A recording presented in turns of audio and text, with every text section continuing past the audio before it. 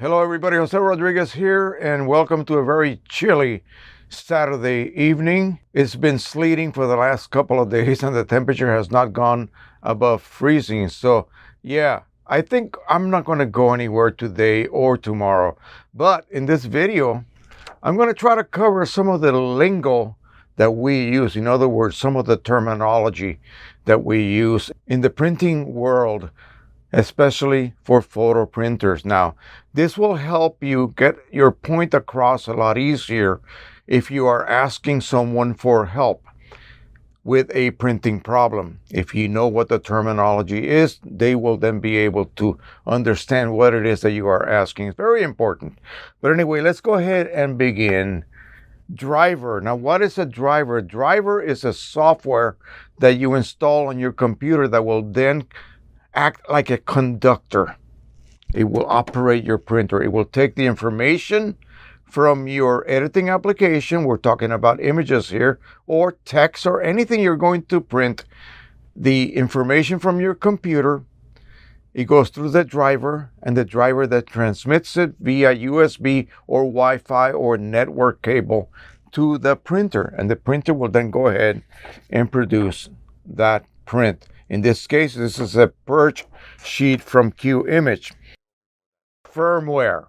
Firmware actually works for cameras, for anything in the digital electronic world, such as video cameras, still cameras, printers, in this case, printers. Firmware is the software that lives internally in your printer or your camera, okay? So that basically is not relying on the driver, but that firmware sets certain parameters or operation parameters for that particular instrument. And of course, whenever there is a problem, that gets reported to the company that controls, in this case, Canon. They will then solve it by introducing a firmware update. Okay? No problem updating your firmware if you are only using original consumables. If you are refilling, however, that may cause a problem where your cartridges that you may have reset or used single-use chips are no longer recognized. But anyway, firmware controls your printer internally. Okay? Cart or cartridge. Well, that's basically the ink cartridges. And in this particular case, they live in this compartment right here, as you can see. So that's when we say cart, it means a cartridge. It's a container that holds ink, okay? OEM, what is OEM? Original manufacturer's equipment. So when we speak of OEM ink, we are referring to the original expensive ink, the highest quality ink you will ever be able to feed through your printer. That is OEM. That's what we refer to it as. That little acronym OEM, that is always going to mean original, whether it is ink or cartridges. Chip. Well, let's go back in here and pop one of these cartridges out. We'll take the yellow one out. The cartridge relies on a chip, and the chip is right there, right in here. As you can see, that chip is an electronic little smart device that sends information to the printer so that it recognizes it as yellow, and also comes preloaded from the get-go to indicate a full level of ink. And as the printer utilizes ink, as you are printing, it will then rewrite that level, basically lowering it as it needs to, according to the calculations that it internally makes. And that way, when you reach a certain level, it reaches empty, and at that point you switch your cartridge. So the chip is required to be able to actually run any of those ink cartridges. A chip resetter. I'm sorry I don't have an example. Well, wait a minute. Here I do have some examples here. I'll just pull one randomly here. This resetter basically will be able to reset some, not all of them, of the T58 cartridges that the 3800 and the 3880 from EPSON uses. So chip resetters reset the ink level coating so that it is set to the original full condition. And then you can go ahead and continue printing after you have, of course, refilled that cartridge. So then you are able to begin at a full level. Just like when you put gas in your tank, you want that gauge to show that the tank is now full. So that's what the resetter does. Cleaning cycle. When I say cleaning cycle, basically what that means is that at some point, whether you have to perform it because you have some sort of clogs, meaning maybe you didn't use your printer for 2 months and you start printing and you see bands, you see some erratic printing. In other words, you don't have continual printing. That means that some of those nozzles, there are several thousand of them in that printhead, may be clogged due to maybe dry ink internally, or you have air in those lines, especially something like this stationary cartridge printer. They utilize ink lines. You could have air in those lines for whatever the reason. And so air doesn't print, you will have gaps. So you will have to run a cleaning cycle. Now, some of the Canon printers will run automatic cleaning cycles as needed. When the printer senses that it needs to, this one does that. Pro 10, Pro 100, Pro 1, maybe not.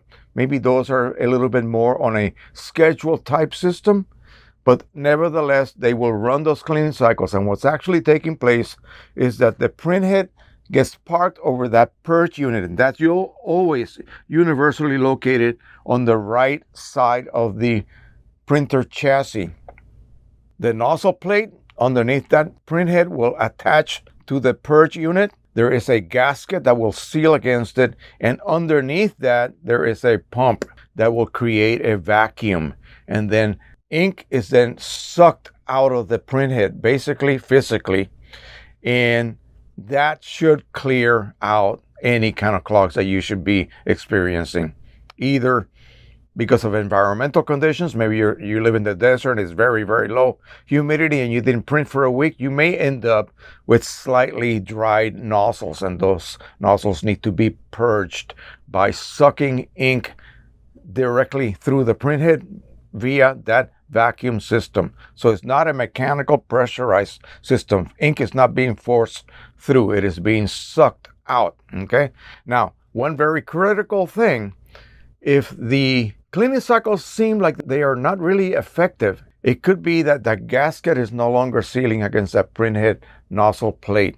And what you got to do every few months, depending on your frequency of printing, take a long Q-tip. You can buy those on Amazon, and then use alcohol, distilled water, anything that's just water-based, and clean that peripheral gasket. Make sure there's no incrustation of ink, because that will not allow that gasket to seal, and you will lose vacuum. In other words, the negative pressure you are generating will leak out, and the cleaning cycle basically does nothing. So that clog will never be relieved because ink is actually not being sucked out due to that leaky connection between the nozzle plate and the purge unit. Very important. Nozzle check. The nozzle check basically indicates whether any, and I mean any nozzle is not firing. Now, often people refer to a complete channel as a nozzle, and it is not, obviously not. A channel is composed of maybe several hundred nozzles, okay, each color channel. So please don't call that channel, my yellow nozzle is not firing. Well, are you talking about one single nozzle, or the 300 and whatever nozzles that channel has? It depends on the printhead, the actual number, right? So always use channel and not nozzle. Nozzle is just one little tiny orifice out of many, many, many, many little tiny holes where the ink is ejected from or through. So the nozzle check, basically what it will do, it will then show you. Say, for instance, you are printing and your color is a little bit off and you start seeing kind of a streaky look to your printed image. Stop printing. Don't print anymore, hoping that will clear it up. Okay? Don't do that, especially on a Canon printer. Immediately run a nozzle check, followed by a cleaning cycle. If you see any gaps on those bands, then you will have to run a cleaning cycle and then run another nozzle check to determine whether that has cleared the problem or not.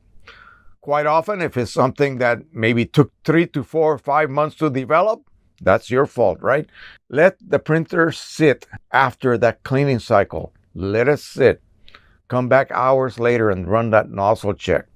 You should see an improvement. It may take several cleaning cycles to clear those clogs that have developed during that time. Printhead or head alignment. Well, what does that mean? When you see banding and you run a nozzle check and every nozzle is firing, then the banding is not due to clogs. It's due to a misaligned printhead. What does that mean in layman's English? Well, it means that, let me just paint it this way. If you lay down a 1/2 inch wide swath of ink, in other words, image, across, and the paper advances a little bit less or a little bit more than 1/2 inch, you will either have a gap between the first pass and the second pass or an overlap, okay? You will know it's banding because that gap or overlap, basically it'll be a little darker line, will always be exactly the same distance apart, okay? Whereas head strikes, meaning that the head is actually scratching the paper, that happens randomly, okay? It will not be exactly 1/4 inch apart or 1/2 inch apart. When that happens, you need to then run a head alignment. And the best paper to use for that is just some cheap glossy paper. Do not use expensive paper. Do not use plain paper, because the printers that have auto head alignment rely on how accurately the internal sensors can read the results of that printhead alignment set of patches, okay? I'm not going to go over the structure of these patches, but the sensor will determine whether you need an adjustment here or there, okay?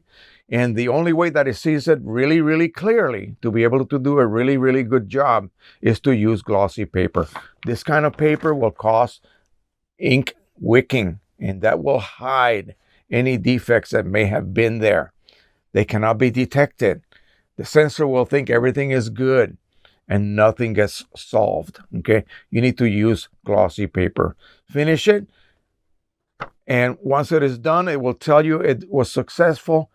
Then proceed to print, and please print at a higher quality level so that you have more overlapping per pass instead of having a 1/2 inch pass. Of course, we love to have our prints emerging quickly, but often if you have a slight head alignment problem, you will see the banding immediately show up. Whereas even without doing a head alignment, if you just use a high quality, you may not even notice it, okay? Because it will make maybe 1/8 inch advances, and it will be laying ink many, many times over the already laid ink. In other words, it's dithering all of those areas, and you will hide that particular little gap or overlap that you may have had.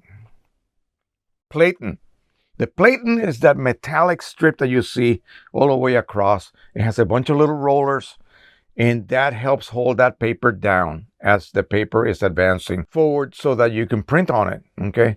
So that's the platen. Now, the platen can be adjusted for gap. In other words, it will actually raise the printhead slightly higher as needed for thicker papers, okay? In some cases, to avoid possible abrasion that may be occurring. If you have a very highly textured paper, some of those little bumps may actually hit the printhead. So that is adjusted by raising or lowering the platen, and that is something you adjust usually in the driver itself. Borderless printing. Well, that began, okay, let me take you back to the darkroom days.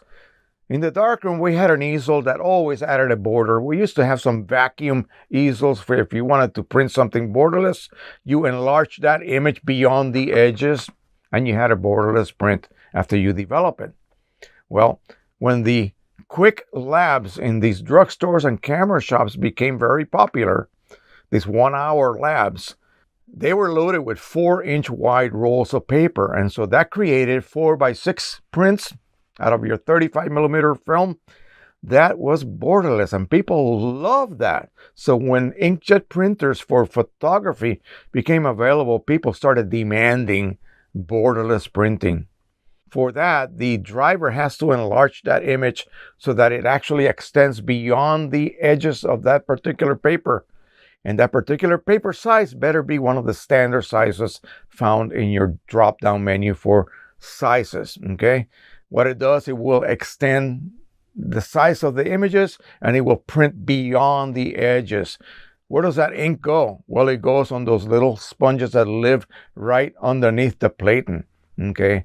And that eventually, after a lot of borderless printing, it becomes kind of gummy, and that could actually add some artifacts to your prints, meaning smears, smudges, and the like. So for me, I just stay away from borderless printing. If I want something borderless, I will size it correctly and print it on a larger sheet of paper, go to my rotor trimmer and trim it down perfectly so I don't lose any of my image due to expansion.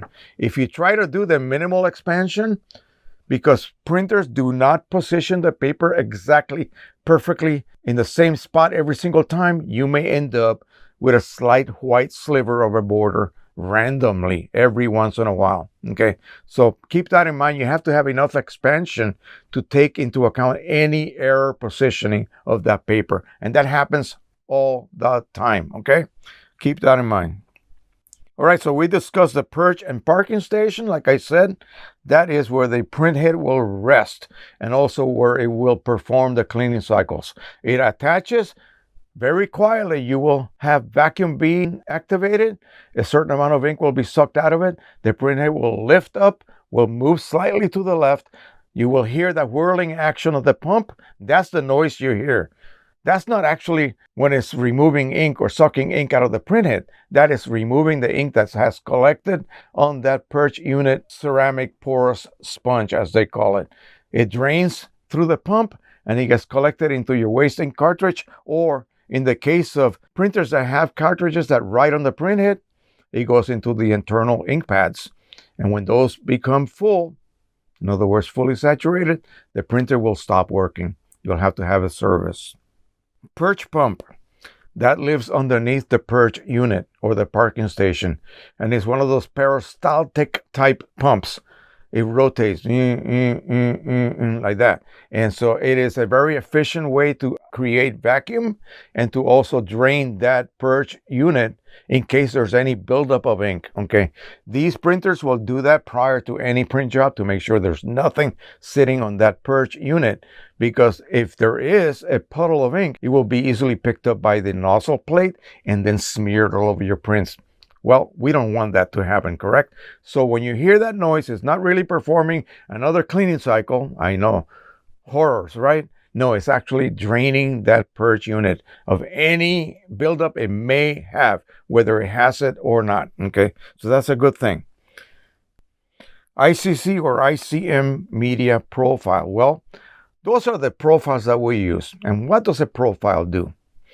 It basically takes the millions of colors that your image may contain, colors, hues, density levels, and tells a printer with only basically 11 colors per chroma optimizer, or in the case of a P800, 9 colors. Basically, you're using 8 because you have 2 blacks. Very limited color palette. Some printers only have 6. And it tells it how to mix those very limited sets of colors, okay, to be able to reproduce accurately over 16.5 million colors that your image may contain. That's what it's doing. So the ICC profile orchestrates the mixing of the limited color palette you have to be able to give you something that looks like it contains millions of colors, such as this, okay? So that's what the ICC profile does, and you have to create one for every single media type. And the reason for that is the paper base has a lot to do with how the final colors will appear to the human eye. There are paper bases that are a little bit warm. They range in tone from warm to cool to neutral. Maybe they have OBAs, optical brightening agents. Maybe they do not.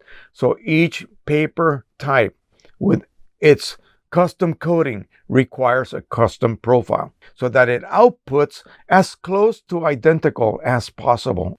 It's never going to be 100%, but you want it to be as close. So if I take, for example, some luster paper and then some other paper such as a burrito paper, I want that standard image to be printed as identical as possible, okay? And for that, I would need a profile for each paper type. Pizza wheels. What the heck are those? Well, they're little tiny star wheels, and they are used in the transport mechanism by the platen to help advance the paper forward. On some types of paper, like very delicate burrito papers, barium sulfate coated papers, they will leave marks, and they will leave marks especially on the dark regions. On RC coated papers or resin coated papers, no problem. But burrito papers are extremely delicate. So some printers will have a problem. They will leave little tracks of little pinpoints across your image. Yeah, horrible, isn't it? But true, it happens. And it may happen on a particular model more than another model. You can adjust the gap. Maybe that will help. Maybe it will not. But those silly little pizza wheels are used to transport the paper, basically, along with the roller mechanism. So don't be surprised if you're using a very high-end paper. Unfortunately, you may end up with pizza wheel marks if you are printing very, very dark tones, okay? They usually end up showing up on high-density regions of your image. And we discuss head strikes. A head strike is when the printhead nozzle plate literally hits the paper on the edge. Usually the paper is emerging. This will be the leading edge. Printhead sitting over here, paper is advanced, and when it enters, it hits it. Why? Because that first inch is not really supported by the transport mechanism. If it's curling upward a little bit, even a few thousandths of an inch, it will strike that head and it will smear it, okay? That is why on Canon printers, when you're printing on high-end papers using the fine art setting, it will impart a 1-inch border, literally just over 1 inch, 30 to 35 millimeters wide border, trailing edge and leading edge. Why? Because those two edges are not supported and will be very susceptible to head strikes. You got to make sure your papers actually curl downward, okay, slightly downward. That way, when it emerges, even though it is not supported, that edge is not going to be hit by the print head, okay? That's very, very critical and something very important. Happens all the time to people, and the only way you're going to solve that is to make sure your paper is counter curl in the opposite direction or perfectly flat. Some papers are double coated. Well, that means I could print on both sides. Well, sure, technically you can, but they're double coated or dual coated so that humidity does not cause a curl. Because both sides are coated with the same material, it will be basically neutral. High humidity, the paper will not curl. Low humidity, the paper will not curl. On regular single coated paper, high humidity, the paper will curl this way. The paper will curl in the opposite direction. Bingo, you get a head strike, okay? So make sure that you keep your eye on the paper, put it on a flat surface, and see if the edges or the leading edges are curling upward, as well as the trailing edges. Double profiling. The biggest problem, other than a monitor not being calibrated, for causing really bad color reproduction. All that means is that you have told your application to use one of those ICC profiles we spoke of, and that immediately triggers a system where that profile takes over. It tells the printer how to mix the colors, but then you also told your driver to control color. It's a huge confusing situation. Both are trying to control color, and the results will be dismal, okay? So make sure that if you tell Photoshop, Lightroom, or whatever you're using to print Qimage, it doesn't really matter, to control color, and you're choosing a matching ICC profile that you have installed in your hard drive, then you tell the driver to not control color, okay? On a Canon printer, it will be color/intensity manual adjustment, matching, and then pick none. that will prevent any double profiling from taking place because you have eliminated the printer from that. Oh, but what about the paper choice I just picked? Well, that will take into consideration the thickness of your paper, the ink density requirements for that particular coating that the paper is treated with, and also whether it should use matte black or photo black ink. Okay, so the paper choice technically dictates the physical requirements for that paper, not necessarily a profile activation. Although, on the other hand, if you tell your application not to control color, and you tell the driver to control color, and you're using a Canon paper or an Epson paper, it has to be the same brand, and you choose ProLuster, it will automatically link it to that ProLuster ICC profile. Okay, for that you have to set your matching to either driver matching or ICM. Again, I have videos that cover all of those techniques. Okay, so don't be afraid. Look in my color management playlist for any of these videos that appeal to you. I have many of them in there covering everything. So take a look at those. Color modes. Well, color modes you pick in your driver. A beginner, a raw beginner will be mistaken when they deal with this because they will usually not choose a very good color mode. On an Epson printer, that's Epson sRGB. Well, and then you have a choice of vivid or normal. Well, that reminds me of the automatic fix that the drugstore machines apply to your images. Yeah, it will give you a pleasant looking picture, but it won't match at all what you see on your monitor.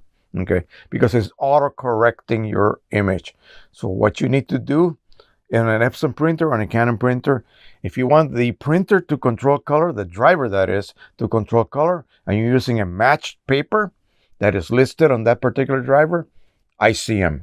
That's the color mode you choose. Okay, that will do an automatic link to that installed ICC profile for that Epson paper or that Canon paper. Okay, keep that in mind. So I think that's enough. I have a lot more, but I don't want to, bore you to death with all of these terms. Just remember that when you're asking for help, don't say my colors are off, because that could be dozens of different things. That could mean a lot of things. My yellow nozzle is that just 1, 10, or the 365 nozzles? Say channel. Okay, things like that will help you get a quicker solution for any problems that you may be experiencing, because that will then eliminate the back and forth, either emails or comment series, either on my Facebook group or on the comment section of my channel or any other channel that you may be dealing with. So keep that in mind. Learn those terms. Again, it's very simple. I will post the actual terminology on my description for this video, and so you can go over them in your own time and then rehash by watching the video. So thank you so much. By the way, I just had my second surgery on this side of the mouth. I'm going to be requiring some bone grafts on my jaw. Yeah, I have a congenital disease, if you will, that causes the calcium to be eroded or basically removed from the jaw. So I have what would be osteoporosis of the jaw, basically. So they had to remove some teeth to be able to get at it and then carve out the bad areas, fill them in with a temporary filler, and now I'm going to be needing some bone grafts. That's cadaver bone, basically. So that's coming up in about 2 months.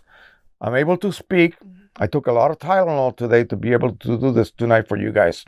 So thank you so much. Don't forget to be with us this Sunday. We'll be back on a regular schedule for the live stream. Precisioncolors owner will be here, and he's going to do something really, really, really, really fun. So don't miss it. Thank you so much. Don't forget to subscribe, share, and like. And as always, happy printing, everyone. Bye-bye.